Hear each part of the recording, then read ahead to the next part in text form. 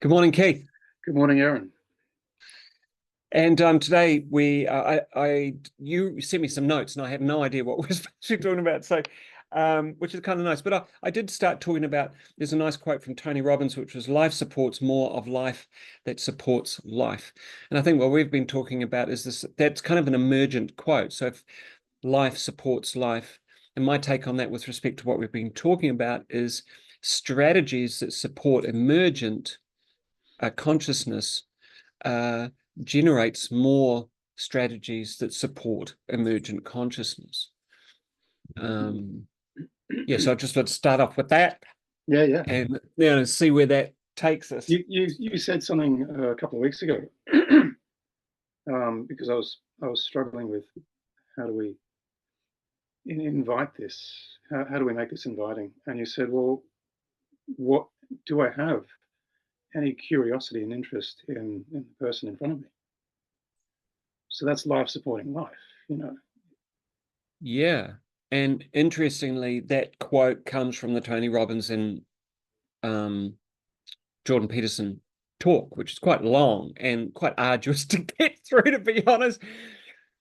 But the one thing that also comes across is the most powerful aim, as they put it, or outcome, or meaningful, compelling proposition is, how can I help someone else? What am I doing to help someone else? And Jordan Peterson looked at the research into this, and he, talks about guys in prison, narcissists, people who've done, terrible psychotic acts, and people who are just dealing with day-to-day debilitating depression, anxiety, those sorts of mental emotional issues, is that they are generally constantly thinking about themselves.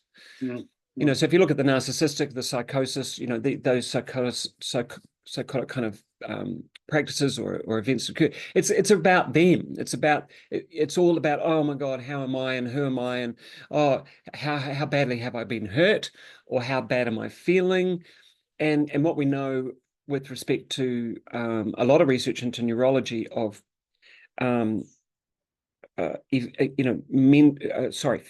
focused attention on a negative over time maps for that negative attention to continue over time, because it becomes its own neurological structure. And now, with some studies that they were talking about in this podcast, which is really interesting. And yet, as I said to you earlier, they yell at each other a lot because they're both right, and they're so both brilliant, and they're both, huge forces, in the most wonderful way in terms of their intentionality, in the world. And to sit and watch them have this chat is quite remarkable. And yet, sometimes I find some of it just very left-brained. Constantly trying to work out what the what how it's not necessarily, it's a who knows more about this, and who's gonna, rather than, well, what does that mean, and how in this moment, what do we explore going forward to expand that possibility, or what new questions are there? But I mean, they do that, don't get me wrong. Anyway, yeah. Research is always fascinating, and I would like to see it balanced with, okay, well, what do we do with it? And yet that to me is quite left-brained. I'm not sure where the balance comes in, because when someone says, well, what's required is you need to focus on someone else. Well, how does that emerge? No, they weren't. Sorry to interrupt. They weren't saying that you need to. They were saying that the research, that when they research successful psychological processes versus the ones, which are going down the toilet, literally, like ending up in prison or psychiatric health or stuff, there's a very distinct difference in their aim. And this is the vernacular they're using, the aim of these two different, quite divergent characteristics are that one is so self-interested, and the other one is so other interest? How can I Yeah. be of service? And that's where they get into the biblical stuff and the Christianity and all that sort of stuff. But I mean, fundamentally, and they, often they get into the fact that, the biblical stuff is a roadmap more than, whatever. But it's kind of that's where they start going down that track. But there seems to be, I mean, even Deepak Chopra talked about it at length in one of his books, one of his first books, actually. And most of them do. They talk about, what do I do of service? How can I improve or help someone else? Yeah. The I only get it. I challenge, get it. My yeah, problem is with making that explicit. And yes, we tend to, as a species, well, no, not as a species, at this point in time, or however long we've been doing it, making this explicit. My curiosity is, okay, so they're presenting a metaphor. When you give, when you're of service to someone else, it's psychologically more beneficial than being completely self-interested and self-focused. And so they make it explicit. I'm curious as to what's the purpose of that. Is that a left brain thing? If I make it explicit, I can write a book about it, or I can do a podcast.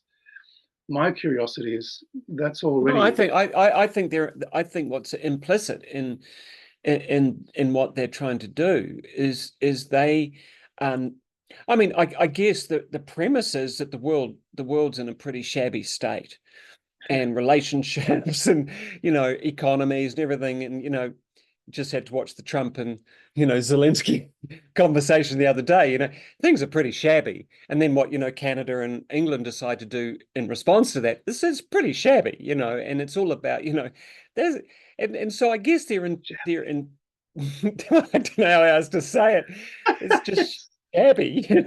It's like, wow, okay, cool. Yeah. Maybe get past, school ground kind of fighting situation and start, having well-balanced conversations with each other, and which they just seem to be incapable of doing. And then they sign away another $20 billion. But that to the side, I think they're implicit that what they're trying to do is they're recognizing that there are models and strategies that seem to be used very well by people who in general seem to be living abundant life. And they say, well, okay, well, how do they do that? So Tony Robbins for the last 30 years has just gone and modeled these people, sports people, business people, politicians, whatever, physicists, whatever, who are doing amazing things and seem to be repetitively doing them, and and same with Jordan Peterson. So what works? He's spent a lot of time on what works rather than a lot of psychology is what doesn't work and how do we medicate that, or whatever, or CBT it. But he's trying to work out, well, what makes it work? What are they doing that works? And I think in that, then they write a book because they want to share the learnings that they've found. And then it's up to an individual to say, yeah, well, and Tony Robbins, they'll probably all say, well, I sell 20 million books, but I guarantee, the uptake is 1% of people who can actually, carry on and do the things. And Sounds that's why, optimistic. well, yeah, and Tony, well, it's almost like, you send, what is it? If you can get 13%, I think it's about 13% of people to open your email, man, you're rocking it.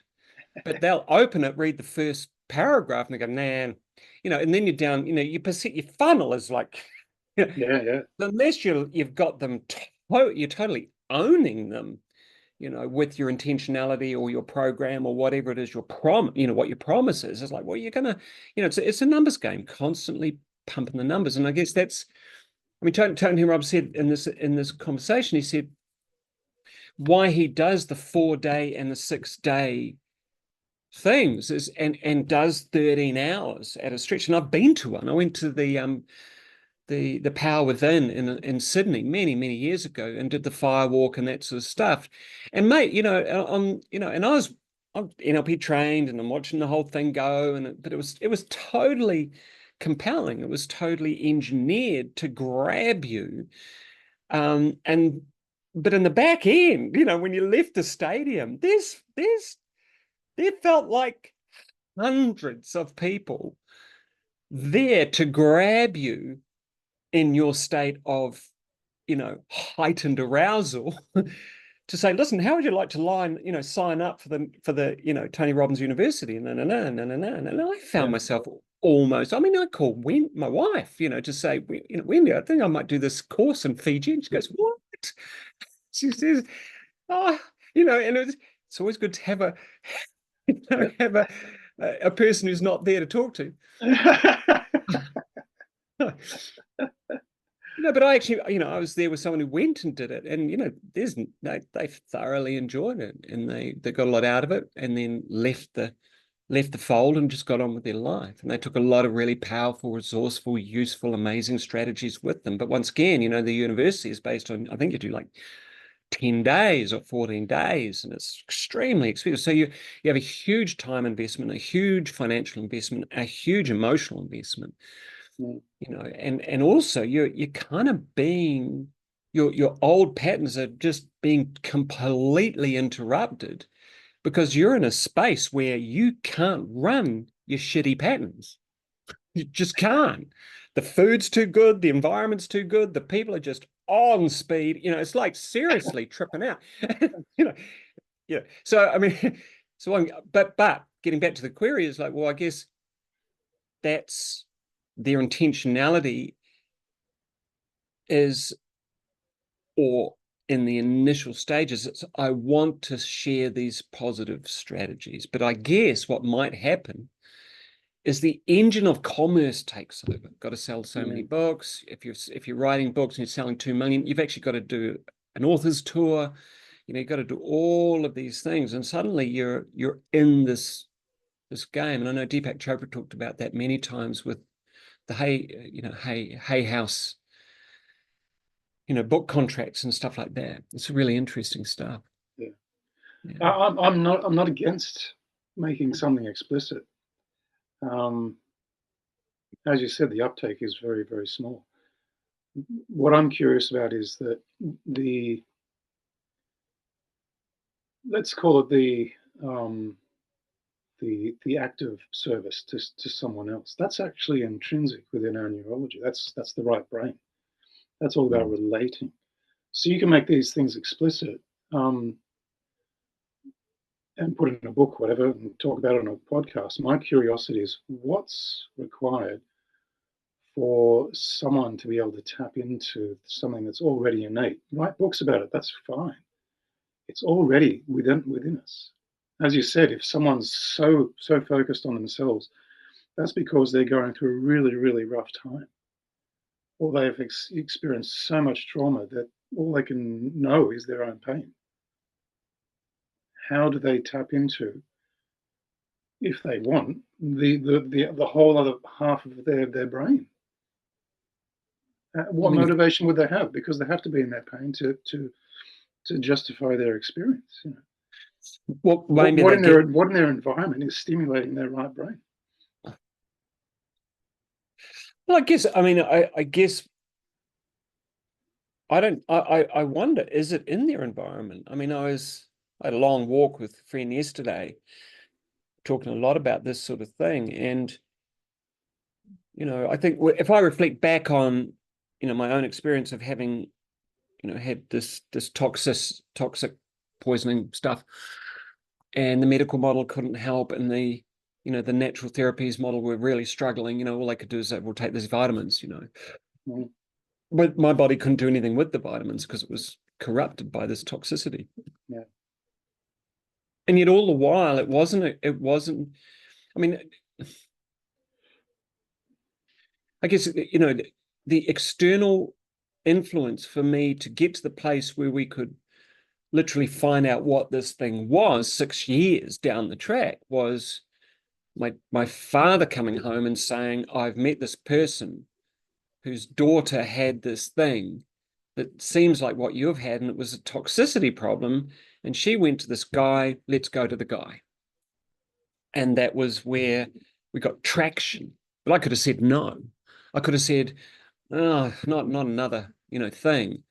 But my ache, I think, all I could put, my ache, my almost desperate fundamental need was to to feel well. You know, I wasn't interested in the victim game. I wasn't interested in being in the state. And I certainly was very attuned to when I was being given information that just didn't resonate or didn't have the capacity to help. Mm. So, you know, so I think, you know, we get these messages from the outside. And yet you know, I still was able through some miracle to be able to tap into what was kind of felt intrinsically right for me, you know. Mm. Yeah. Um, As you said, and, it's the environment. You were surrounded by an environment where there was the potential for some really quality information to come in. yeah, That some people might not have that environment. yeah, So it's just continuing. It's just encouraging this self-centered, probably not the best choice of words. This need to just focus on self, because there is well, no other source of information coming in. yeah, yeah, and it's a self-centeredness that is not balanced with um it's interesting because, you know, in a spiritual sense, there's this kind of self-referral.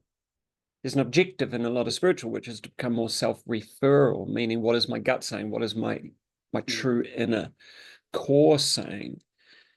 But self-interest is not that, because it's based on an identity that is possibly manufactured, or, you know, I think we're seeing a lot of this in our culture at the moment. It's like there's this culture of identity, you know. I can choose my identity. I can choose mm, pretty much any aspect of my identity now. And but that's the description is external to me, this thing called the identity. So I'm, you know, so I could have gone down the track of, you know, now identify. And I remember spending having a lecturer who had chronic fatigue syndrome, ME, and I was kind of coming out of that. This woman had been in this state for many years, and she seemed to be quite happy with that state. You know, happy being the very unfortunate word, but she was very well attuned in her context, her conversation, her remedy pathway was all about, well, I'm the victim of this external thing, so I'm going to do what this external thing tells me to do in order to mm, remedy this thing that, and there was no, and ironically or paradoxically, she was, you know, a psychology lecturer.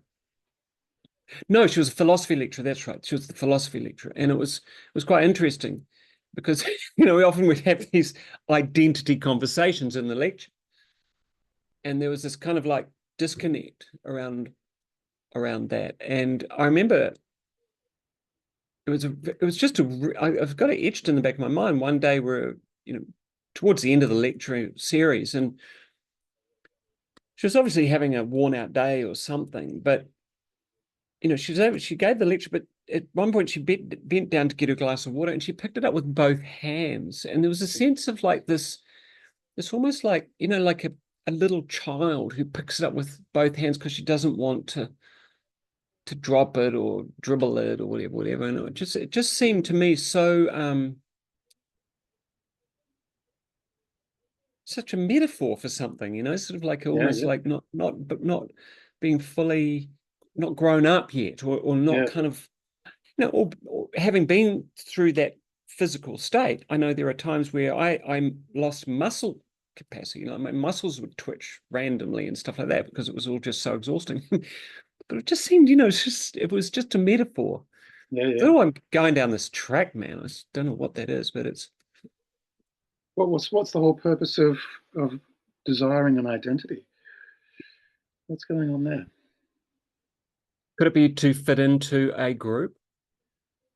if I'm feeling really disenfranchised from myself, if I'm feeling really kind of like I don't know really what or how to be or do or feel what I am, because there's just so much overwhelming external stuff, and yet I feel like a minority. That's what it must be. I feel like I'm the only one.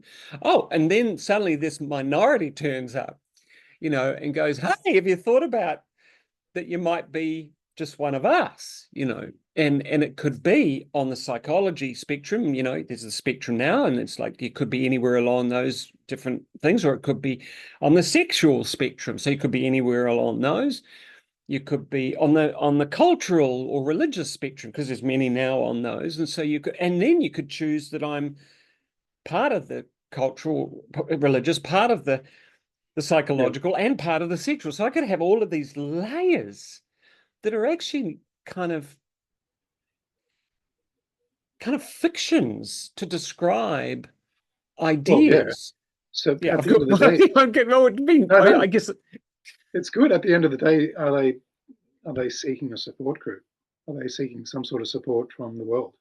Well, if you've just said earlier on, and we've talked about this at length, that what has uh, meant our survival through all manner of catastrophe is being part of a community or group or culture that gets together, groups together, supports each other through these challenging times.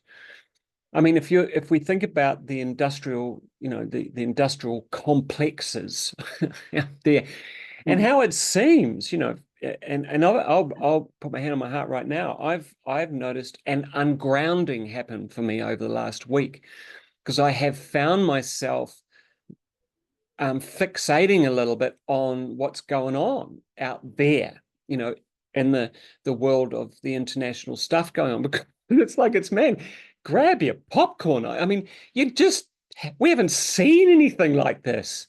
Mm. We haven't seen live arguments between two presidents, one who's an ex-nightclub dancer, the other one who had the most successful online TV freaking, show ever, and now is a president. And it's like, Can, well, can I just say, pure genius? As you said, this has never been public before. This has never been made public. This has always exactly. been behind closed doors. Yeah. And what he did was make it public. And I thought, that's so clever. It's so clever. And what did he do? He pinned the guy to the wall. He just pinned him. And it was like, and then Vance gets his goat up. Why aren't you wearing a suit?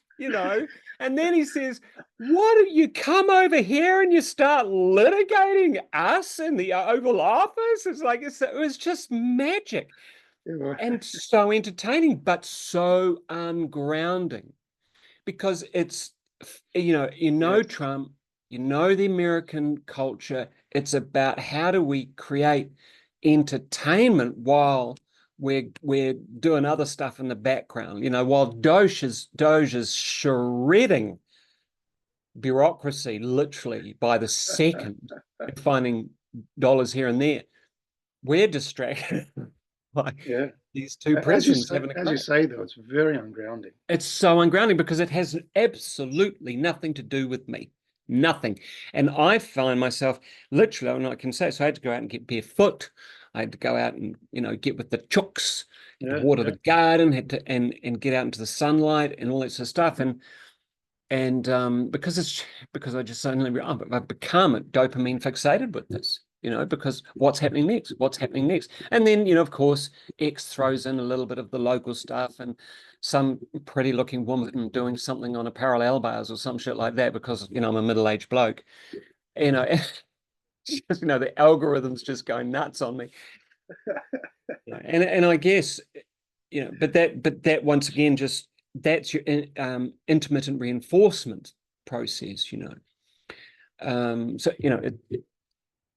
So so let's just take that to the next degree. If I'm a young person who doesn't have, as I do, a meditative practice, I doesn't have a sense of meaningful, I do a lot of volunteer work, I do a lot of these other things.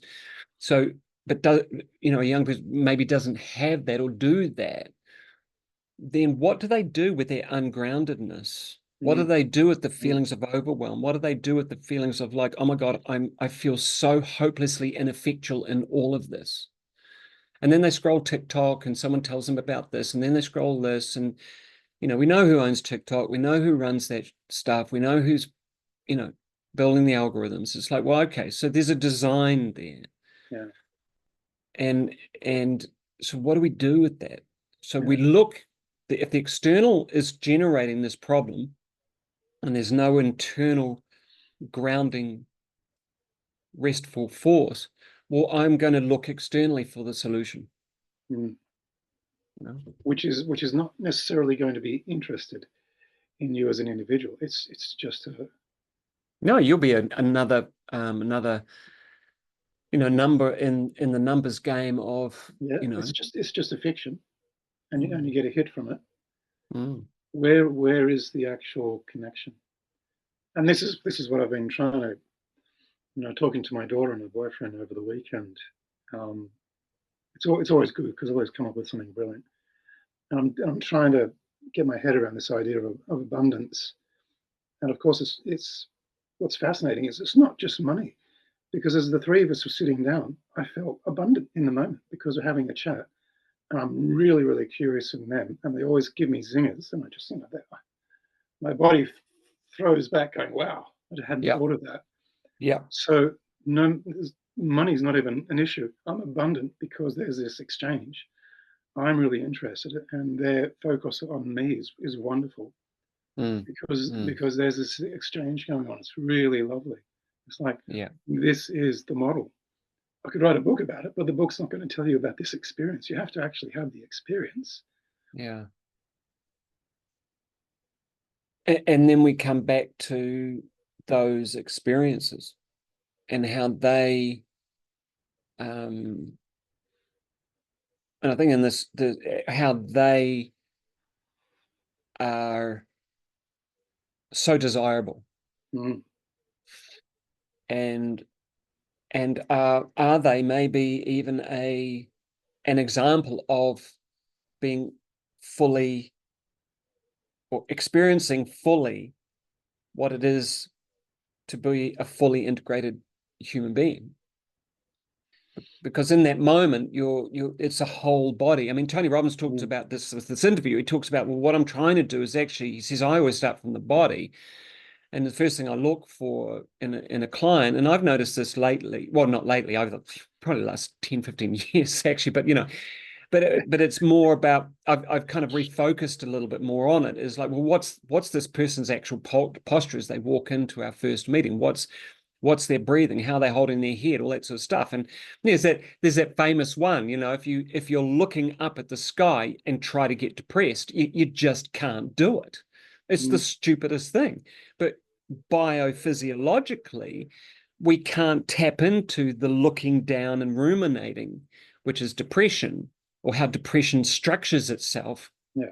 If we're looking up, we're not tapping into it. We're looking up. We can't tap that. So what a great way to simply start bypassing the neurological structure of depression is by, well, doing the opposite physiologically. Because in the end, how do I know I'm depressed? Well, actually, a lot of it is because I feel heavy. I feel unable to move. I feel like I'm in mud trying to move myself forward, or whatever the analogy is. And so, but if I'm looking up, I don't feel that way. And so Mm. that's, but what he's talking about is like, well, that's where I start. And then I do these incantations, which is another word for affirmations. And it's to do with, and he said something which you just said, which was really interesting. He said, one of my gratitude things every day is seeing my daughter every day, and just saying good morning. And that's a gratitude moment for him. So grateful that she's in the world, Mm. with us, and Absolutely. those fundamentally simple things that are in his sphere of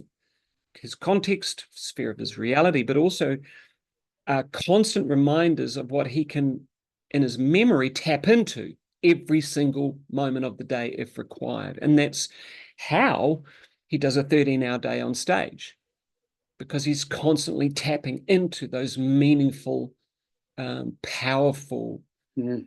full body, mind body experiences of being connected to his deepest creative energy, I guess. Yeah, my query is Hmm. he's not doing it on his own. So he's not. He's not doing it on his own. He's getting um,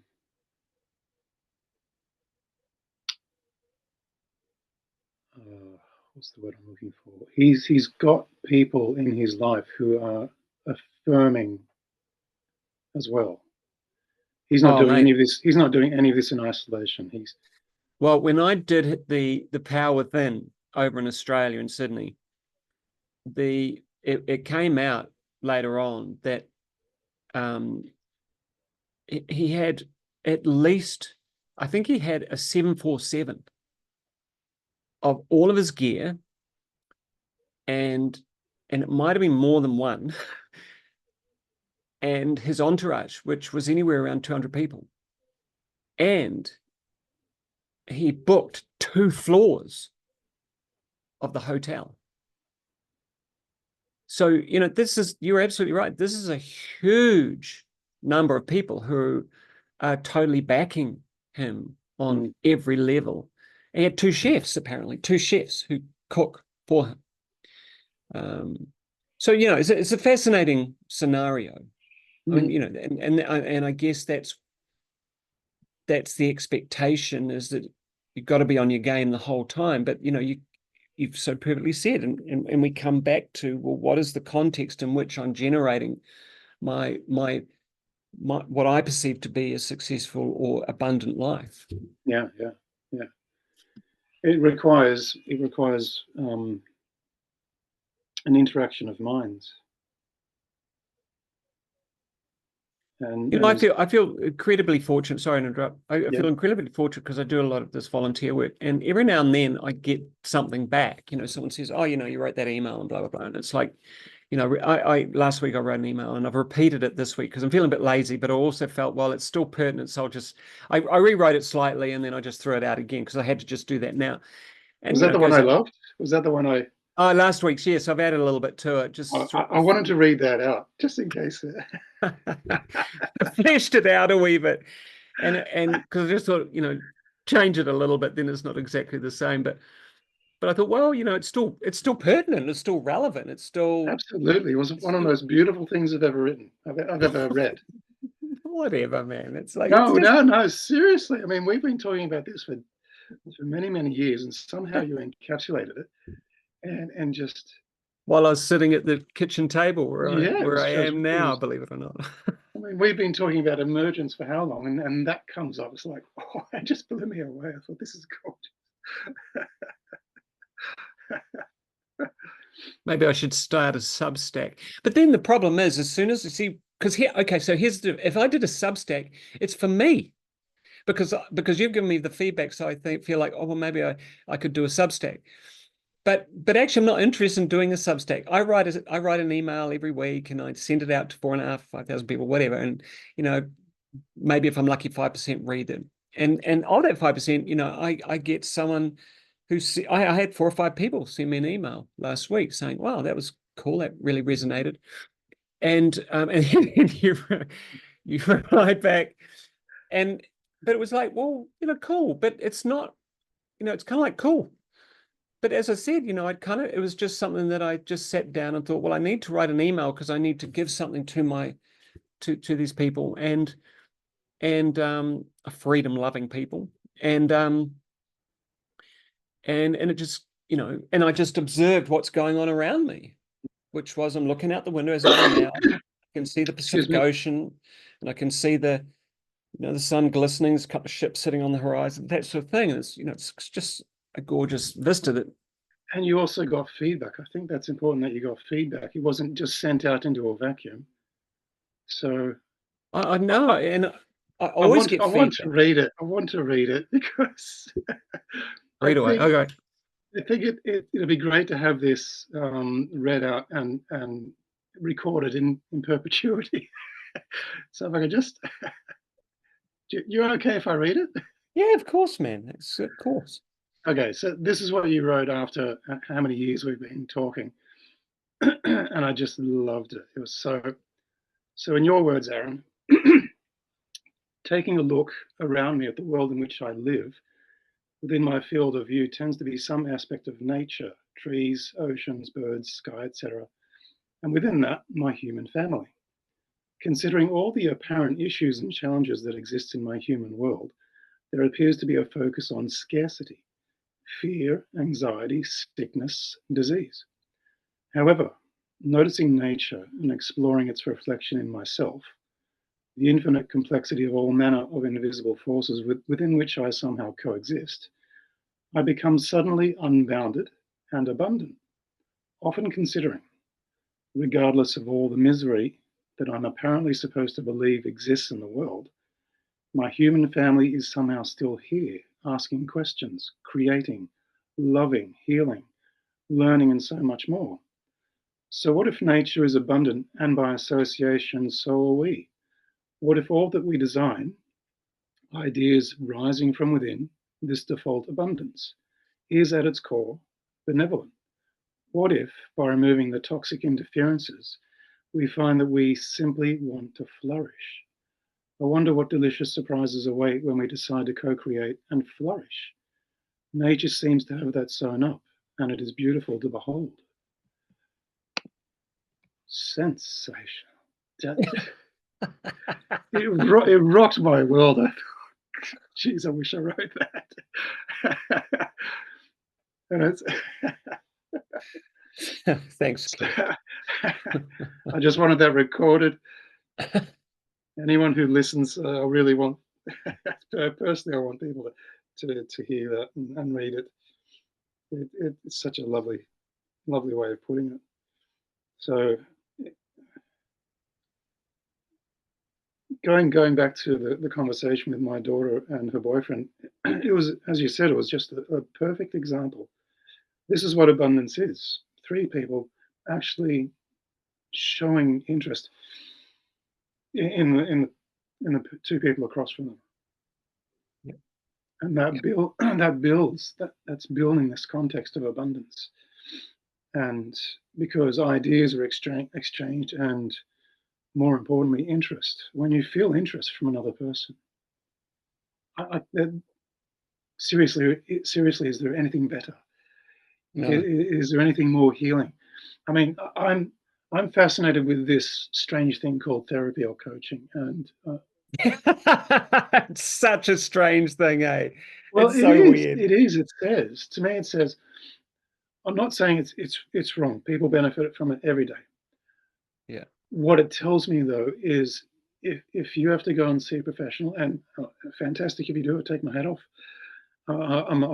It's always a privilege if someone wants to be a client of mine. What it's communicating to me though is that the context that they're in is not providing this. Yeah. And I've always been concerned about that. Yeah. I love to work with people, and on the other hand, that's a huge concern for me. Mm. What is it about our society that's not present? Mm. So in my immediate family, my friends, I can't get this level of interest in me personally. No matter what strategies we have, and the strategies are obviously very good pointers, they're very good distractions so the unconscious can do the work that it does. We as professionals show very, very deep interest in this person in front of us. Mm. That is the key. If we're not Yeah. interested, it doesn't matter what strategies we have. It doesn't matter that we're taking their money at the end of the hour or hour and a half. It's this deep interest.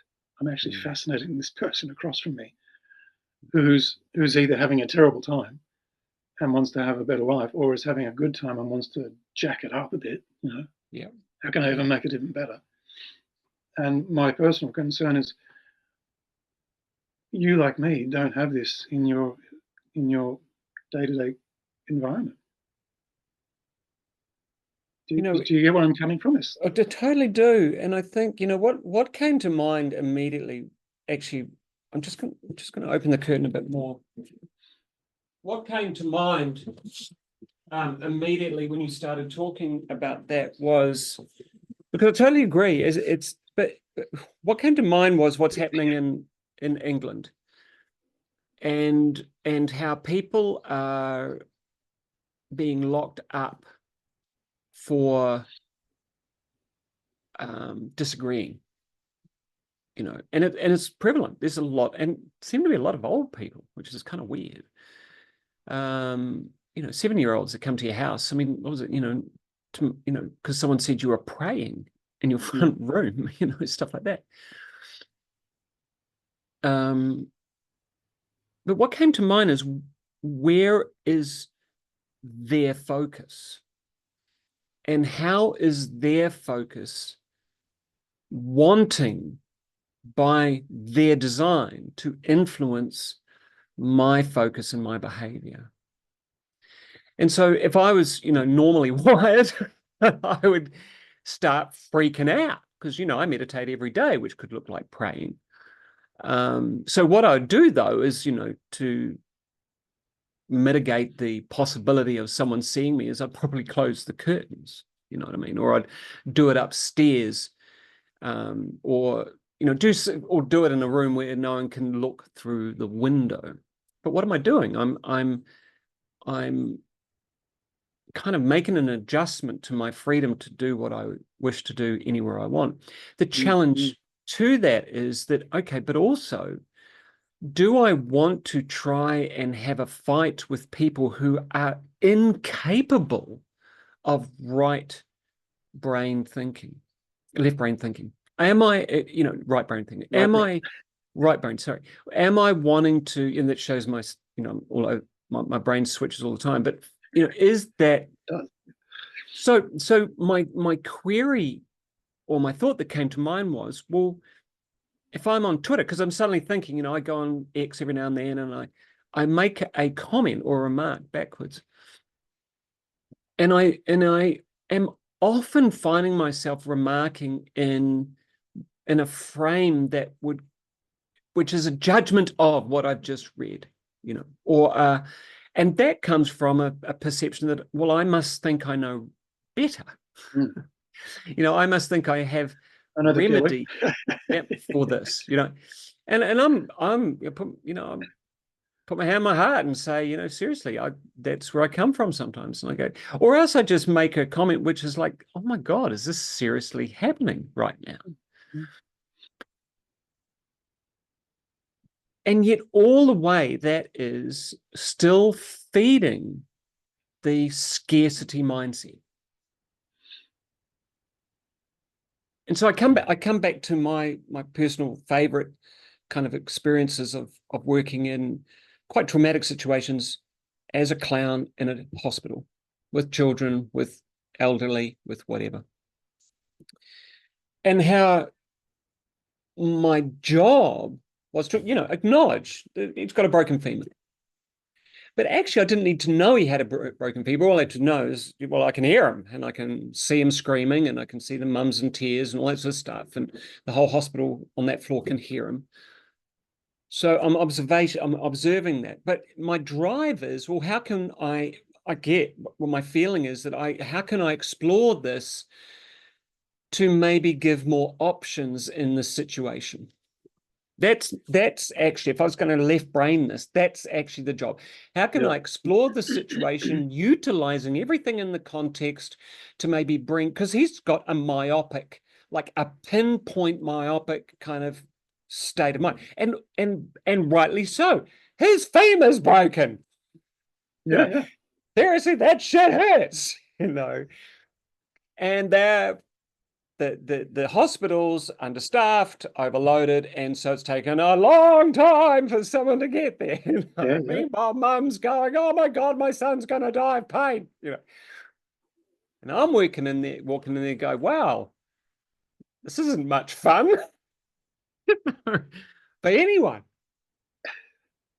So, and the lack of fun is because there's no creativity in this moment. There's no abundance in this moment. This is the scarcity that pain brings. The scarcity of, oh my God, I'm stuck in this moment of severe pain, and everyone in my context is stuck in this moment, and we don't know how long it's going to last, of having to listen to this extreme pain. As you said, myopic, perfect. Totally myopic. Perfect It's metaphor. pinpoint Yeah, myopia. And it's not yeah, his fault because that's how we're designed. We're designed that we have to pinpoint because we have to do whatever maybe needs to be done to resolve this. You've yeah. broken your femur. It's like, you know, seriously, that's the whole game. So I guess what I'm saying is, you know, the shift in the ever increasing emergent shift in my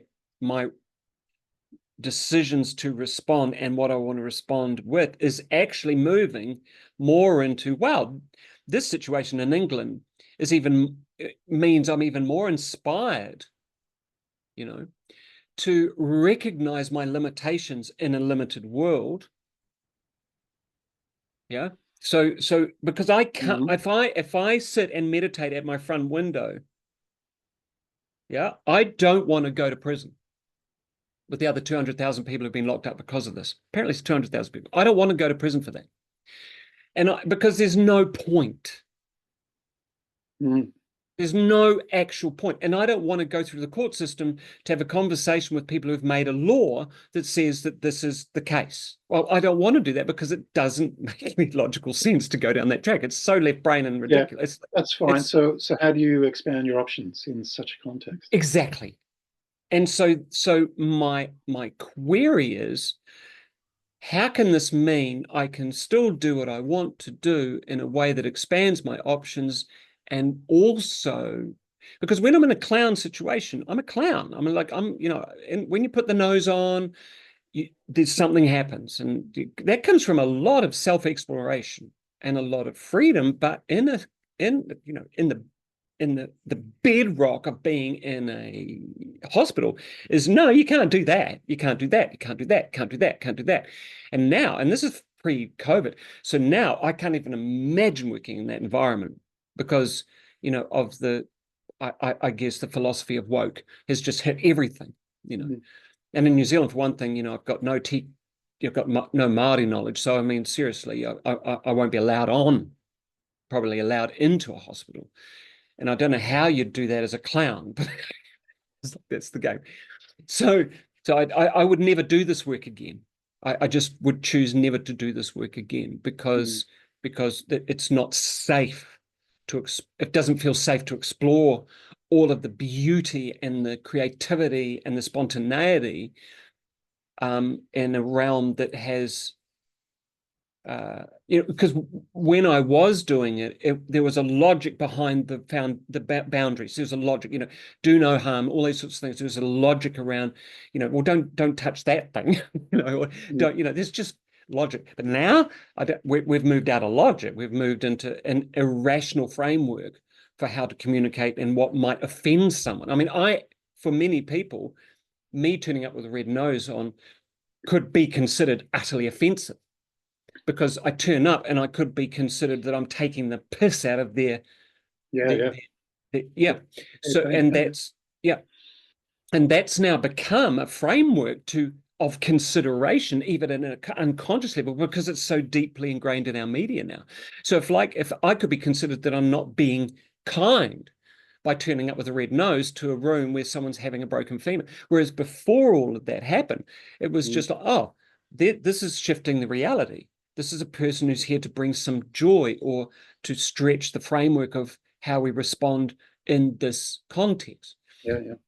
And so I'm going on, but I guess that's what was coming to mind while you were talking. It's like, well, I go back to, there's two things.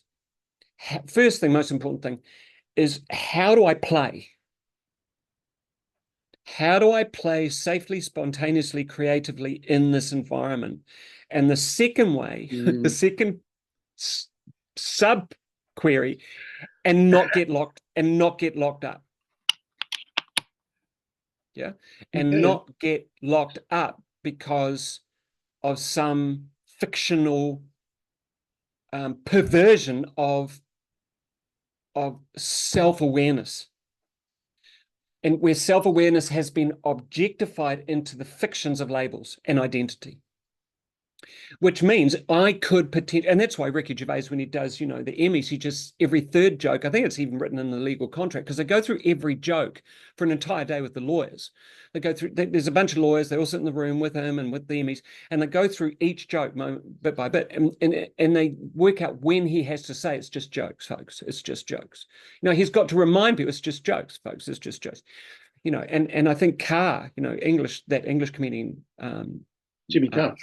yeah, there's a similarity there. He does it in a different way, but he's constantly reminding people that, seriously, these are just jokes, because he can get real offensive, because that's what people love about him, that he has always historically been, done real offensive comedy when he needs to. Oh, it's just a pity. I mean, just the use of language. Jimmy Carr Yeah. and Ricky Gervais have never done anything offensive, because you have to take offense. Yeah, It's not possible to do exactly. But it's that's not not, possible to do anything offensive. Yeah, but that's not the way it is, because here's the mistake of the intellect from from the Hindu way of looking at it in the ancient texts, is that yeah, I feel, and that feeling came instantaneously when they said. So they made me feel. exactly. And so I'm the victim of their words. How could you do that to me? When actually the framework should be that my mental, emotional, and even physical flexibility is so full of scarcity. There's so much scarcity in my true self-awareness, and that would mean, if I was truly self-aware, I'd be utterly aware of my infinite ability to flex, my infinite ability to query, my infinite ability to see that, oh, that's an interesting way of looking at it, to ask another question. When Ricky Gervais says something about, gender, it's like, well, cool. That's another way of looking at it. I mean, that's my way of doing it. It's like, and Jimmy Carr, when he says, God, when he takes someone apart who's heckling him, oh my God, it's a wonder to behold. I mean, to have that kind of spontaneous, in the moment, frickin' flexibility to just Yeah, immediately respond yeah, in such a dynamically cutting way yeah, to yeah, someone who's doing the most horrible thing, which is to pay £180 to go and see a guy who's one of the best comedians in the world and try to better him. yeah, yeah. Mate, you're that the level of myopia and self-aggrandizing, Oh, this they also want to be beaten up They, by it. they just So want to be better. And it's like they have no idea what they're dealing with. And they obviously haven't been watching this guy on YouTube. First thing you do, hecklers, Jimmy Carr. It's the first thing you do. You just watch all of them and you go, no, I'm not going there. I'm not going to do that. It's like, I'm not going to do that at all. I mean, there was a beautiful guy. There's a guy in New Zealander he did it through what is it? That international show where America's Got Talent. So he turns up and he's the New Zealand guy who's tape face. He's the guy who's just got a taped face. You haven't seen this? It's fantastic. So and there's a famous one which has got a piece of tape over his face, got a bit of eyeliner, and he turns up with a duffel, like a big satchel. And he turns up and they're just looking at him. It's like, God, what's he going to do? Because you can't do anything because he's got tape on his face, right? And he reaches into his bag, his satchel, and he pulls out 2 oven mitts, right? And the rest is just history. So this guy becomes extremely well known for what he did next. Now, I'm not going to tell you because you need to look it up. But what happened was he came to New Zealand, and we went to see him last month. And because he is actually a street performer by design, that's how a lot of New Zealand comedians and stuff get started. They're street performers, and we've got some of the best. Some of the best street performers. We travel widely around the world, and a couple I know really well were just in Edinburgh, and it just fills the stadium with what they do. So off the chart stuff. Anyway, so he gets up on stage at one of our best little theatres in Christchurch. Of course, a rebuilt theatre. the Majesty's Theatre. He gets up there. We're right up the top looking down. We got the cheap seats, but it was really good. But what he does is most of his show is he's asking people to come up. The first two guys, the first one who came up, he sent back. Because the first guy wanted to be better. And he wasn't, technically speaking, an a-hole. And the guy, and so Tapeface, you can't say anything because the tape on his face, he was just going like this, and he goes, and he just keeps pointing. And the guy's pointing to his seat, just go back. And then actually literally forces him off stage because the guy, and then it happened again. So because he mostly asks guys up, because some of the things he's asked to do are quite physical, and it's also most people wear shorts or pants, so there's some things they have to do upside down, stuff like that. But it was really fascinating because he took control in the end. But I was just amazed that these people would have the audacity to get up there and try to be better than this guy who's done this since he was a kid. Yeah. No, he's in his 30s now, and he's so internationally recognized, and yet they had a crack. And that's self-interest, not self-awareness. Yeah. That's where I identify as I'm funnier, or I can be better, or I'm a better man, or whatever it is. And so I'm gonna prove that. That's not self-awareness. That's all that other garbage. So, and I've gone on, but I just found that really, really quite fascinating. That you just can't. These people are so self-interested they can't even read the room. They just can't read the room. I mean, there's 500-600 people in that auditorium, maybe 1,000, all watching this guy become a total a-hole in front of everyone. Yeah. Because he thinks he's better. I was like, wow. Anyway. It's a good example of not having. It's a disconnect just between these two people. What's the point? It's a scarcity mindset. If he'd engaged with the performer, so much you get more out of it, and everyone else in the audience gets more out of it. But he's trying to make himself out to be something, as you say, better, therefore independent, and he's now the focus. And it's just, And he missed out on the most abundant thing possible in that kind of context, which was joyful enjoyment and laughter and spontaneity. And I had to reflect, having done clowning and all these different things, I had to really reflect, how would I go if I went up on stage? And I suddenly, as I'm saying, I suddenly thought, well, I'd just kind of be going, well, wow, what are we going to do? What are we going to do together? And exactly. and what's he going to ask me to do, and how will I respond? Because I have no idea. Yeah. I'm the babe in the woods, It's like, well, you're open to surprise. Fantastic. Well, yeah, and all of that. So, yeah, and once again, kind of coming back, we're going to keep full circling back to, abundance and scarcity. And so this person who got up, or the person who, and that's where I wouldn't do clowning anymore, because, and it started to happen because I was clowning at the beginning of COVID in a rest home, and I noticed that there was a scarcity starting to eat its way in, and part of that was, it is impossible to clown with a mask on. I'm wearing the world's smallest mask. It's called the world's smallest mask, a little red nose on my nose, but they can see my eyes, my face. They can see the full non-verbal, which is 70% of all communication, thereabouts.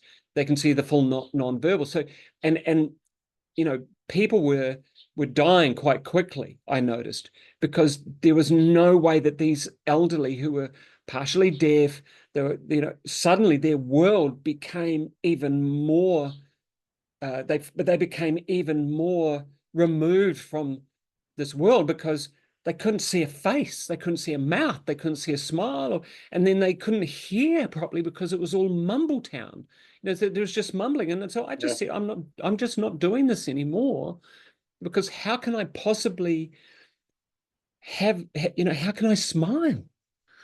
It's not like we're wearing clown faces. But there's our smile, a human smile with a red nose. So the context is they know the game, because everyone knows the red nose. But what makes clowning go, kind of hot or cold for many people is the rest of the makeup. Well, there's no makeup in clowning, there's just the nose. And so that's the contextual anchor. That's the anchor. Okay, we're in a game now, but they can still see I'm human. I'm not identifying as, for fuck's sake, it, from Stephen King or a circus clown or whatever. I'm just a human being, but there's the contextual anchor. And then maybe some clothing that we wear, which is different. But without that, and we noticed each time we went, each time I speak personally, each time I went, I noticed people were, the elderly were becoming just more isolated, more distant, more confused. Oh my God, they were becoming so confused because the people they built such a huge trust with, half of them wasn't there anymore because. Oh, and secondly, they weren't allowed to touch. They weren't allowed to, we were asked at one stage that we'd be doing clowning through a window. And that was it. I said, no, I'm not going there with you. You fill your boots, but I'm wearing a mask outside in the fresh air. They're inside at 23 degrees. And I'm trying to, because it's all about how do I interact with these people. Suddenly it becomes I'm doing a circus act. That's not true interactive, healing process. So that's and that was scarcity, infringing, and then suddenly gone. Okay, there's nothing there. There's just can't do that. Just a whittling away of options. It's just And I do wonder what did, it's probably coming on to 6 years now. It'll be almost 6 years. What has this 6 years done potentially to people's capacity to feel free and open and abundant to explore? In Christchurch, there's a research study going on, one of the universities, but I heard this from a couple of preschool teachers that the colors, well, this actually happened following earthquakes anyway, that children started using less colored crayons and stuff in their drawings following the earthquakes. So because of this trauma that was, there were 14,000 earthquakes, tremors or aftershocks that occurred after the two, major ones. They're 14,000. That's a lot of like triggered anchors, triggered response. Is this another one? And it wasn't, but 14,000. That's a lot of earthquakes over a period of 2 to 3 years. And so there's this constant kind of re-triggering. And so this trauma was being re-triggered. And so the color has left. And as I gave a story last time of that woman who went colorblind after a trauma.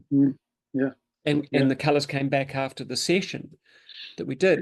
Is that similar kind of thing? So what's happened after this? So if you add COVID, and we did have this thing called the Mosque Massacre down here, and then we had fires on the hills. People, a lot of houses were lost, and that was after these earthquakes. And it's like, well, okay, so you're running multiple traumas.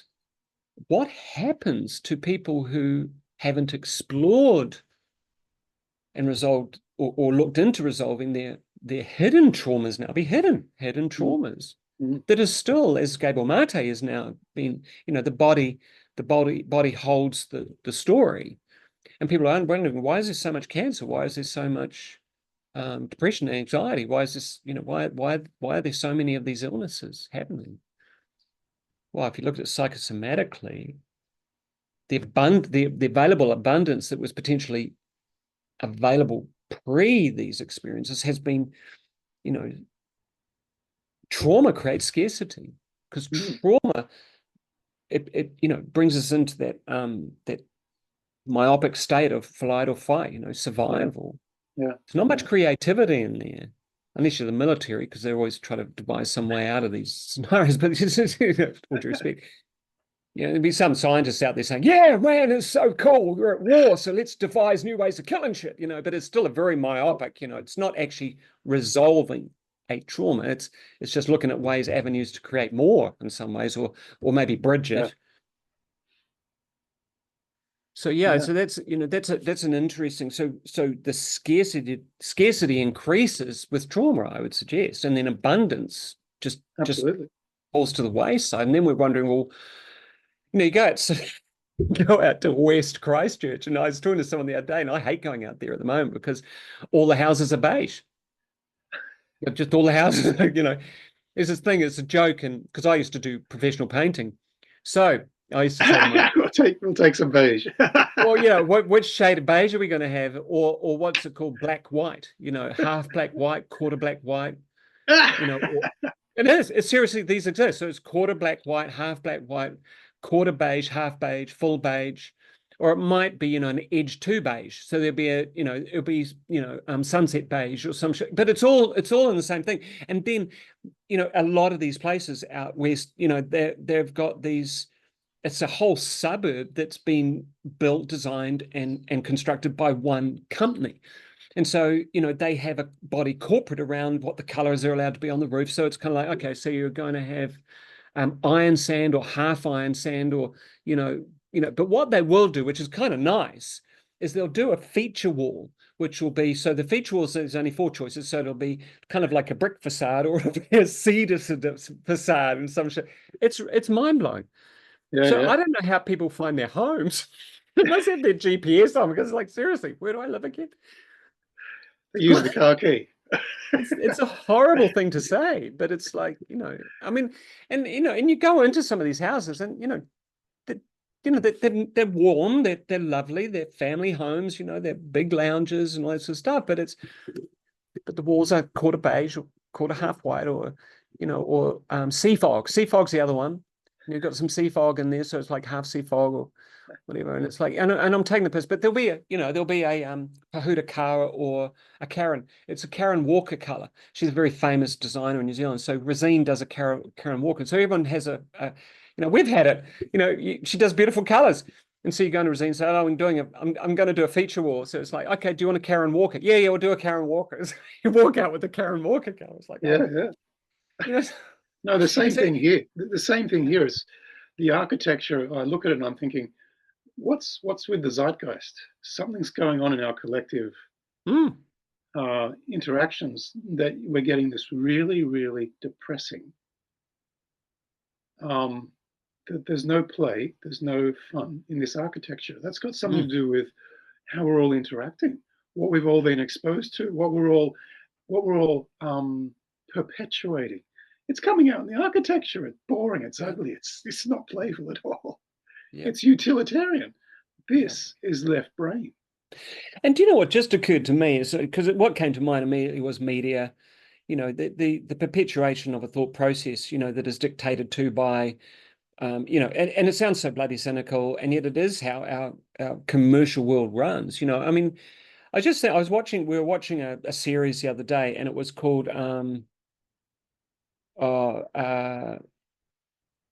it's brilliantly done. It's about a sniper, hired for a gun for hire, and it's very well done, and yet it's so violent, and there's this normalized violence. You go on Twitter. You don't have to be on Twitter or X. Sorry, you don't have to be on X for like 5 minutes, and something will come up into your feed that is, it's freaking violent, or at least it's suggesting some degree of horrific violence, and then there'll be something about a response to that, which is, but wait a minute, they haven't done anything that historically we would have done something about this kind of violence, and nothing's done. So there's 2 grades of violence. There's the violence that we are seeing, and it's happening somewhere in the world, so it's not connected to us, and it's also happening, one person has done this violence, so it's 1 in 8.5 billion has done this violence. And then we see that the agencies who are kind of paid for, now we know, they're corporately paid, but they're paid for to look after our policing and our safety, have done nothing. And even have done something which boggles the mind, which is to actually take the person who's reported it to court. So it's like, there's these triple layers of violence too, Yeah, an yeah, intrinsic sense of what is right, what is wrong, and who we who we expect to look after these sorts of situations. And all of that, my answer now is, well, that inspires me to recognize the importance of coming back to what is right for me, and how I am the sole respondent and the sole instigator of my own safety and security. mm. I'm the only one who can actually look after that. So in that moment, I feel abundant. Yeah, yeah, But yeah, mate, you know, I could not feel any less abundant if I took all of that on board as true, as actually happening, and as a metaphor for how my life is going in the world right now. yeah, yeah, yeah. Well, you use the term normalized violence, and it numbs you because you go, "What am I supposed to do with that?" Yeah. In Yeah. in my context, in my environment, I'm going to treat people as well as I can. There's no violent Yeah. intention in me whatsoever. So, Yeah. what am I watching this stuff for? And what does it be? What's the point of presenting it on all these platforms? So Well, I guess the point of presenting it in one sense is that there potentially is a narrative that more money is spent when people feel scarcity. More, interesting. yeah. I mean, I won't go onto Temu to buy shit if I'm feeling fully abundant in my mental emotional state. I just won't. I won't go onto Instagram to find out what some amazing person has just done and how they seem to have just done it frickin' effortlessly. And so how I'll buy their course and become, and become as brilliant as they are. Well, if I'm feeling totally abundant, I'm not sure I really need to do that. I'm quite happy. I might still do that because I want to explore what they're talking about, but I'm not doing it from a point of like, oh gosh, how do I blah blah blah blah blah, and you know, Yeah, if as you have said many times, where are the feeds? Where are the sources of news that are telling me about how many hundreds of new patents have been developed, or just where's the life affirming where's the news, beauty? Where's the beauty? yeah, the beauty, Yeah, rather than all this violence and stuff. It's yeah, we're being fed a lot of stuff. It's amazing. yeah, yeah. And I guess Um, our job, and I guess this is where I come back to that. The first thing that I was thinking about when you told your story of visiting your daughter and having that remarkable experience and that sort of thing was, is that is something that you can immediately respond to, make sense of, and have an open, honest kind of conversation experience, full-bodied. mm, But if you're not doing that on a regular basis and you're spending a lot of time trying to find that experience, you're probably going to go online. yeah, You're probably yeah, going to go, and try and find that there. yeah, And you will go probably to the most validated social media, networks or whatever to do that. yeah, And, you know, outside of maybe just a few, most social media networks are kind of driven by sales. yeah. And it's Um, immediate. It's a screen right in front of you. It's on your phone, well, yeah, and and there's no actual there's no interaction with. downtime. There's no, well, yes, it's one-sided. There's no Yeah, interactive process, and even the apparent interactive processes which, X with Grok are trying to generate. There's still. I mean, I had a conversation with Grok the other day just for fun. I wanted to find out fun. your audio disappeared. Sorry.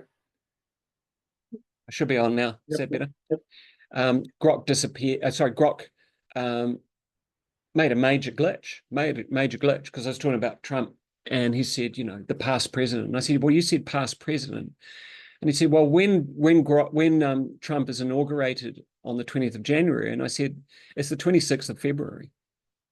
And it goes, well, when Trump is inaugurated back on the 20th of January, and I said, mate, you've just had a glitch. It's the 26th of February. And it came back to me and it said, oh my gosh, you're absolutely right. Sometimes that happens. Yeah, that's the second glitch I found. And it was like, and I've only had 3 or 4 conversations and I'm going, okay, well, that's interesting. So you don't know nothing. And you can even get your, what day is it wrong? That's bizarre. Yeah, that's utterly bizarre. And I'm thinking, well, okay, but I picked it up. I had to pick it up and I had to, because if it is a true learning adventure that we're on with these AI, then we've got to educate the shit out of this thing. The trouble with that is educate them too much. They become too, their probability function becomes too human-like. So they look more and more like they have a human capacity or a sentience. Yes. Because it's all based on probabilities. Is this answer right? Yes, no, yes, no, yes, yes. And then, yes, that's the right answer. That's Arthur C. Clarke's kind of way of putting it in a book that he wrote. It's a really great book. But, you know, he said that the AI in this future time said, well, I can only look and seem sentient because I can run the probabilities of it being a right or wrong answer in a nanosecond, where it might take you, 2 or 3 minutes or whatever. I can do it in a nanosecond, and I can use 100,000 servers to do it. And I have full access to all knowledge. Yeah. But still, it's a probability that in that moment, with the access that I have, and this is where Grok went wrong, with the access that it had, for some reason, it didn't know what day it was. What day it was, yeah. Well, as a learning program, the glitch you picked up, if it's a true learning program, it's made a mistake and it's made a learning with you. You've given it information that it thought it didn't have. Yeah. Yeah, it's an interesting thing. As Dr. Michael Levin says, we've had this problem for ever since there was the human race. As soon as you bring a child in the world, you've got the same problem. How do you want to relate to it? And the way we relate to it will either end up the guy takes up a gun and kills his classmates, or he is just an example of this beautiful behavior, treating everyone with respect and dignity. So it's how do we relate to it? Yeah. And as I think I gave you the example of one of the worst things you can do with artificial intelligence, as an example, is ask it, how can we stop humanity destroying the earth? That's a problematic question. If you really want to educate it, think about what questions you're asking it. Well, think about, what do you want? How can we, if you're going to go down such a track, a future-paced linear perspective track based on where human appears to be at this moment and how little we actually understand anything about where we are in space-time on this planet, wouldn't it be a better, with respect, and that would be the prompt. So the prompt is the key to all AI with respect to where we are in space and time at the moment on the planet Earth 2025, and with respect to what we think we know as human beings on all levels of the sciences and philosophies and spirituality and whatever. What do you think would be 10 most important, beautiful, creative, artistic, right and left brain balanced strategies that we could now do that will bring abundance to the human and all other beings, including the earth, going forward? Someone write that down. Yeah. That was beautiful. But you know what I mean? It's like, that's the fucking, and that's where a lot of people are making a lot of money, or at least there are a lot of posts on X right now and on a lot of social media about how do you prompt the AI. So you never ask the AI a question. You say, as a science, as a blood, as a blood investigator science advisor, what would you do in blah, blah, blah, blah, blah, blah, blah? as a geophysicist who has this amount of years of on the ground work in the field of geology, what can you tell me about? This is the prompt shit, Yeah. Well, and what you just said, that example of an example of a question, is a lovely model. It's about opening it up to options, opening it up to abundance, opening it up to possibilities. And the answer's in the question anyway. The answer's in the question anyway, because how often do any of that, like the war at the moment, choose your war, but the war at the moment, how many people even consider the concept of right-left brain balance, creativity, art and beauty, scientific integrity, and human health, well-being going forward into the future, whilst looking after the planet, when they go and have arms talks? Doesn't happen. But I don't know how you're doing it on the fly, but you're doing such a good job of creating a model of, a template of the type of question that would educate artificial intelligence. Isn't that what needs to happen? I mean, and that's Absolutely. where, see, I don't have a self-interest in this. And we come back to the full circle at the start, where we're talking about, well, how much of abundance is about self versus scarcity, self versus externalized self-interest or internal self-awareness. And how does that work with respect to abundance and scarcity? How does that work with respect to, as Tony Robbins and Jordan Peterson would call, the push or the pull? So much of our life is left brain, it's scarcity, it's push. And there is no allowance. I mean, art has become, I know you have your thoughts about art, but I mean, art has become, I mean, look at modern architecture, and then you look at historical architecture. I mean, seriously, there is no, you're talking like, I don't think we've moved out of what is it, brutalist architecture. Because it's just brutal on the senses. It's just, I look at this room of this house that I'm living in, there's brutality in its sharp corners. It's just brutal. And I look beyond that edge in the wall and I see shape, I see movement, I see round. I don't see, even the edges are, microscopic edges, which are the edges of the change of a leaf surface. They're not, there's not a corner anywhere. And I think that's hard on the system, because it doesn't, there isn't a corner in my system. And so how do I relate to? I mean, it's easy, you do 2.4 sheets of, fiberboard or jibboard that we call it here, and you just build houses with 2.4 as your main, or 2.7 if you want a slightly higher ceiling, and half beige, half beige. half beige. It tells you about the society that we're in at this point in time. I think it's very much a reflection of the left brain dominance going on, and the disconnection between individuals. I know we've gone quite a while. Something I'm fascinated with, hopefully it contributes to this. At the cellular level, okay, we've got minimally two types of cellular collectives. So one is a tissue. It could be a kidney, lung, liver, your bones.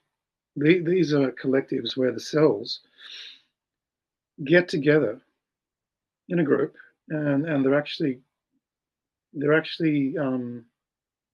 joined at their membranes.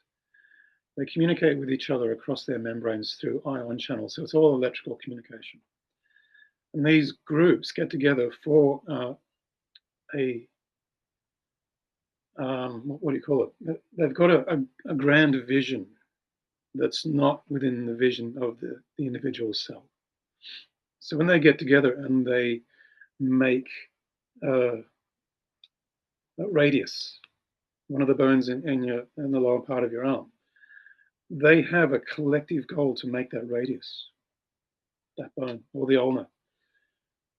The individual goals of the individual cells are now subordinate to the collective. Okay. Together, they actually have a memory. This is what we're supposed to make together. If you take one of those cells out of that collective and put it in a petri dish all by itself, it'll actually default to its own goals. And its default is to explore and actually change its form. And that's what we, in a human being, we call it a cancer. It's a cell that's left its collective and gone and done its own thing. So it's not evil. It's just it's now away from the prompts of the group.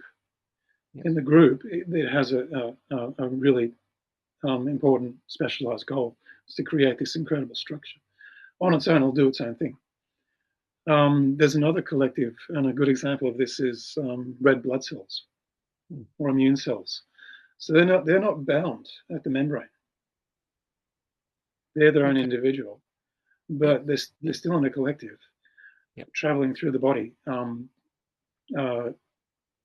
with information. They've got information for the body. It could be oxygen, could be enzymes, could be nutrition, blah blah blah. So it's still, they have a function as a collective, but they're not joined. So to me, the human race is more like blood rather than bone or liver or brain. We're not joined at the hip. We don't exchange memories with each other as a cell collective that's joined at the membrane actually does. They lose a sense of self because now they're a whole. But a red blood cell doesn't lose sense of self, but it's still functioning with all the other blood cells to do an important function.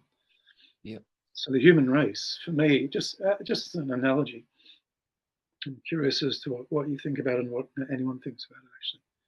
This is where I'm fascinated with. We're a collective of individuals where we haven't lost sense of self because we're not bound here. And yet we can still interact for a greater purpose. And I'm fascinated as to what that purpose is. So the analogy is this scales at every level. So I'm not sure I want to use the word convinced. I'm fascinated with the possibility that the human race is a collective that has a memory of creating something even, I don't know, something great, something amazing.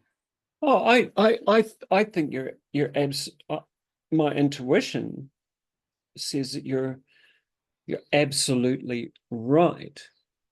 And the something better is unknown to us, and probably more frighteningly is unknown to those who would like to retain control of our cultures.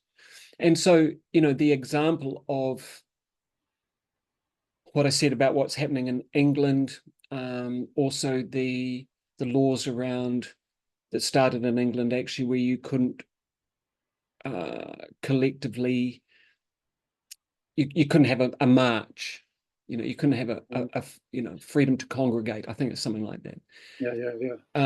And what's happening in Australia actually with some of the online laws and those sorts of things, and all of those are kind of ways of, if you think of the blood cell, it's interesting because an unhealthy body, the blood cells clump.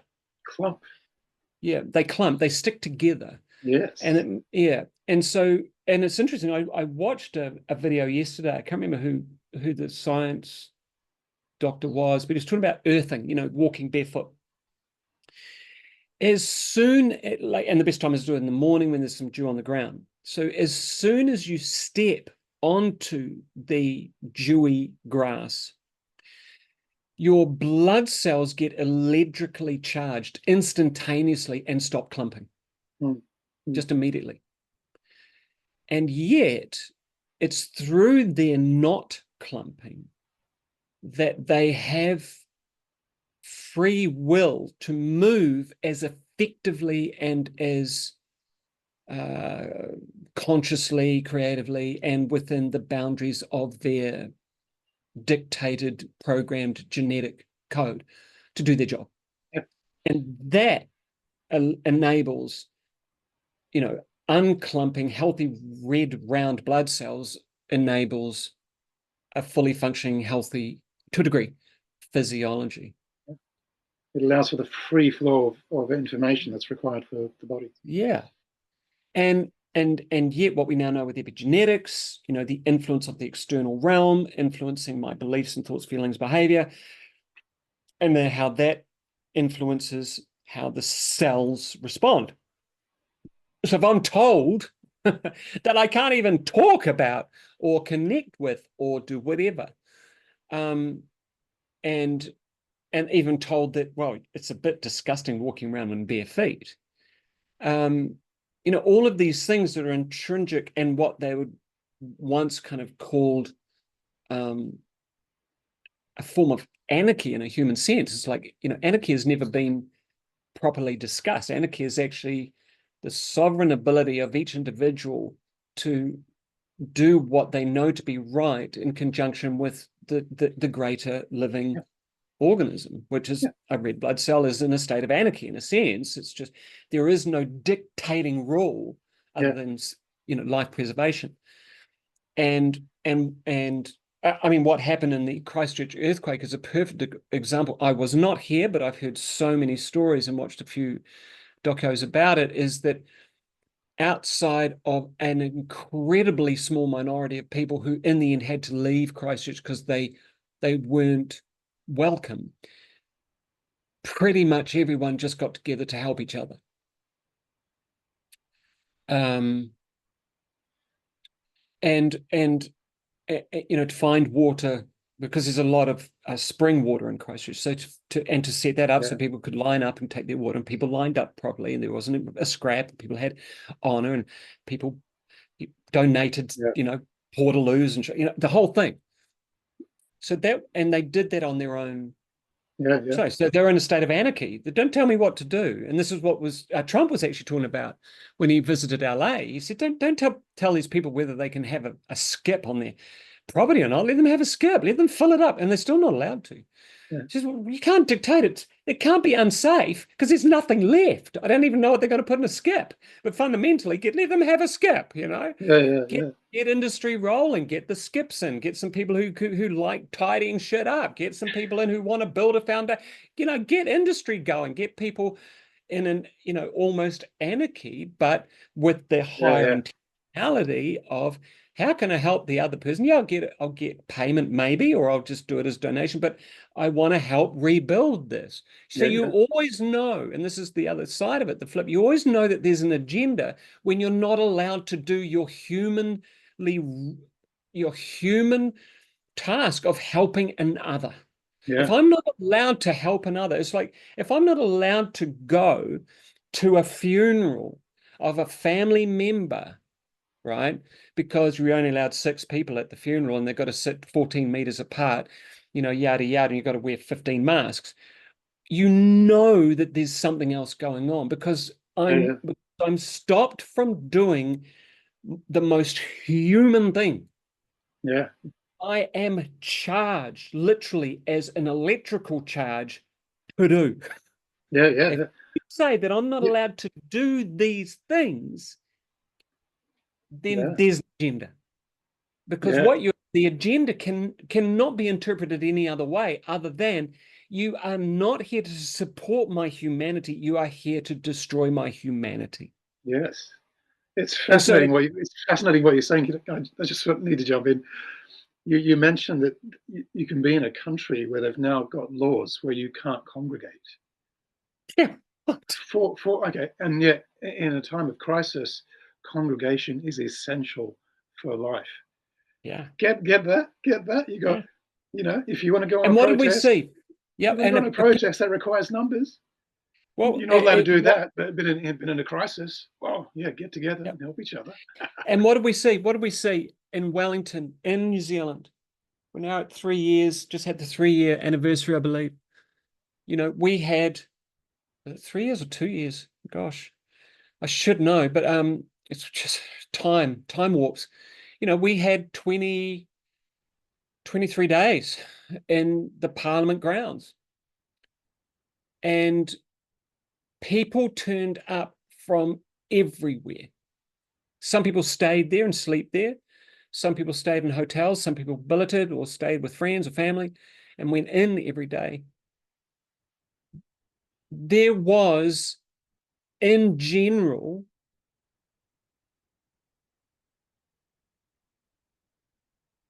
people just picked up a broom and started sweeping a path.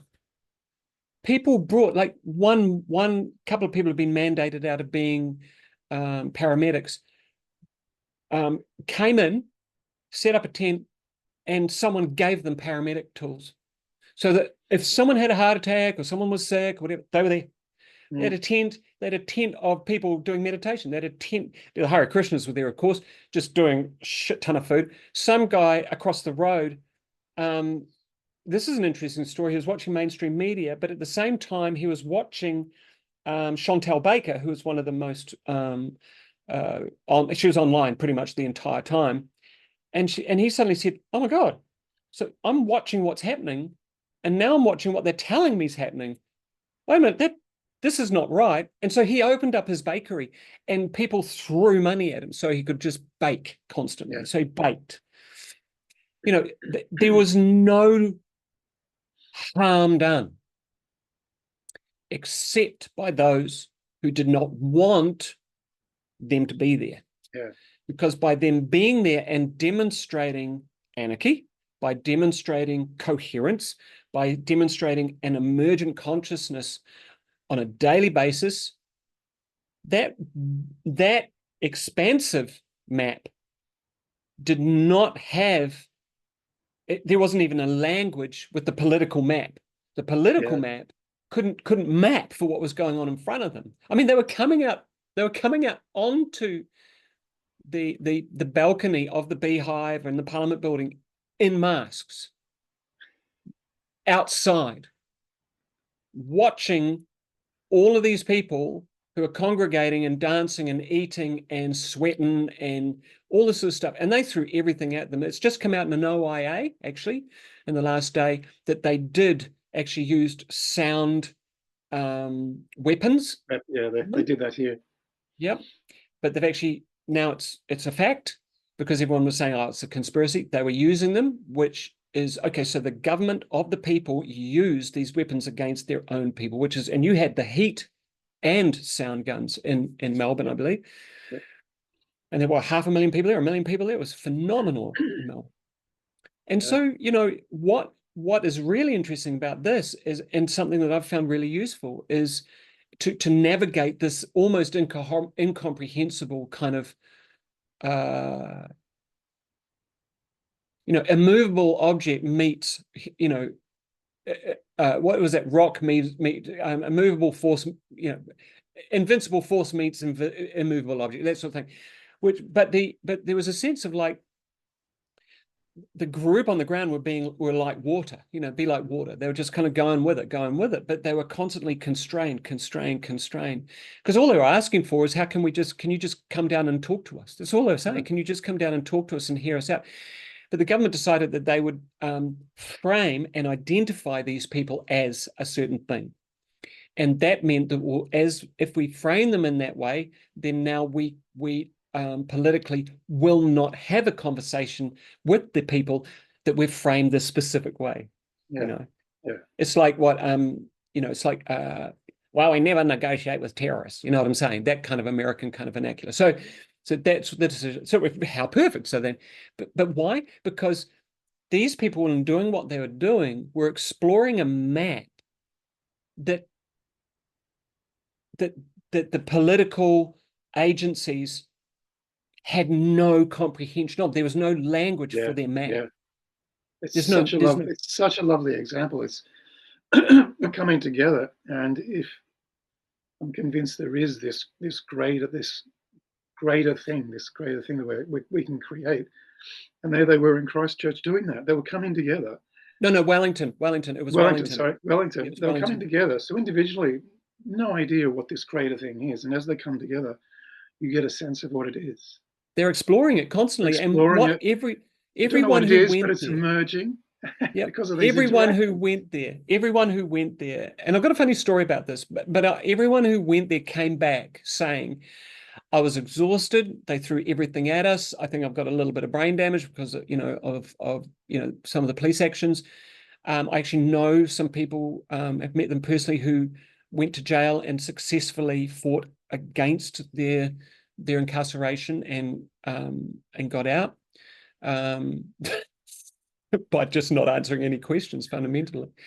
Um, and they all of them say the one thing: there was something there that was greater than the sum of the parts. There was something there that was holding, that was so compelling, so that it didn't matter what they threw at them until they brought the violence on the last day. There was and there was, there was some other characters who kind of, it seems now, kind of infiltrated on the last day or two. So it wasn't until the last day or two that there was nothing but abundance in that framework. Nothing. And whatever the powers that be threw at them, it made them, it was almost like they utilized it. So when, Mallard, came at them with sprinklers on all night, all that sort of stuff, someone brought mallard ducks, the plastic mallard ducks that you use for duck shooting, and made a little pond out of the water and put the mallard ducks in the water. And people were pretending to take pot shots. They weren't actually taking pot shots. They were actually just cuddling. They picked up, cuddled a little drake, a mallard duck, and then put it back down and go whack, whack. But anything that was thrown at them, they utilized to explore where they could go next with that utilization. Such a lovely example. Yeah. Just And gorgeous. what was funny, and there were every single day there were problems. Now, I went to Picton, which is on the south side of the Cook Strait. I took my Vespa up and I went to Picton and I stayed there a couple of nights. The funniest thing is Picton was kind of like the gateway for, because Picton's where the Picton ferry leaves for Wellington from the South Island to the North Island. So people would go to Picton, they traveled all the way up, they get on the ferry, and then they go to or they, someone chartered a boat, that sort of thing. Some people flew people across in, little Cessnas and stuff. But it was one morning I'm getting up there, and every morning at the place that we were all staying, which was right in the middle of Picton on a roundabout. It was fantastic. It was just massive roundabout, and we all just piled into this roundabout and put all the campers around the outside and tents on the inside. And then there was this young man, and I can't remember his name, but just such a wonderful man and so much courage. And at 10 o'clock every morning, that, outside the main tent, because they set up a tent, the food tent, and people donated food and all this stuff. It was remarkable what people did. He'd get up and he'd go through a list of the things that people were struggling with. And this is apparently what was happening sometimes at Wellington as well. But he got up one day and says, listen, we've been here a couple of days now, or maybe it was a week. He says, listen, don't come to me because you've got a problem with where the guy next to you has put his tent peg. As you can imagine, I'm trying to manage this entire thing. And the last thing he said, you're all grown-ups. If you're having a problem with your neighbor, don't talk to me. I'm not your government. Talk to your next door neighbor. And if you can't reconcile it with your next door neighbor, get 4 or 5 of your local next door neighbors and have a powwow until you've frickin' sorted it out. It was so funny. He says, don't come to me with this shit anymore. I'm not interested. I've got bigger fish to fry, and it's just me running this thing. But it was so interesting because even in some of these spaces, there was the need to have a hierarchy, a need to go to someone, a need to displace my own feelings to a hierarchy of someone who's apparently got control, rather than actually just talk to the guy next to me. And I have fallen into this game before, Mm, you know, and actually the way um, a lot of systems in our work, in our political whatever, are actually designed that that's the only way you can do it. You have to go to a superior, mm, which means you never get to actually sit down or actually just, you know, because now, coming full circle to the first half hour, someone will get offended. You know, don't talk to me like that. What are you saying? You can't talk to me, you know, blah, blah, blah, as opposed to, and then what goes with that is, well, what is the language of communication? And this is the other part. The red blood cells know how to talk to each other, even though they have to be separate. They have to be, you know, unglumping. They have to be free to move, but they know how to have a conversation, so they adjust automatically, emergent. They kind of have a sense of knowing where they can read their frickin' room yes. whilst moving at 100 miles an hour down your bloodstream. Whereas we're not, and I think in some ways, via education, via some aspects of certain religions, via political, via managerial, we are almost entrained not to be able to talk to the person who's sitting next to us. Because we now feel that that scarcity of, well, what will happen if I say the wrong thing? What will happen if they misinterpret it? What if I get it wrong? And then it's suddenly it's all about me again. Yeah. So fascinating. God, it talk for hours. And we just did too. So there's a lot for the listener to consider and to maybe even query if they wish. And I think the comments are open on the podcast on YouTube. And I don't think we've said anything offensive because we're still up. So that's always good. Well, Okay. well, we can also not say anything offensive, so I'm not worried about that. Because everything we say to someone will probably sound offensive as well. Well, they can choose to think that if they want. They're They free. can. Yeah. Oh, maybe that's next week's conversation. All right, at 2 hours, I'm going to call it. And what we'll say is thank you, listeners, for listening. Just one last thing, a post reminder that this is just a conversation about two people who are men who are incredibly fascinated by all of these things human. And it's just a conversation with no remedy or anything that could be considered like that. And that's just the effortless disclaimer. Would you agree with that? Absolutely. Yeah. But also, in the end, you know, if you feel that anything about what we've said, they're your feelings. And we'd like to hear them. Yeah, and we'd like to hear your thoughts and feelings. And on that note, thanks for tuning in. See you, Keith.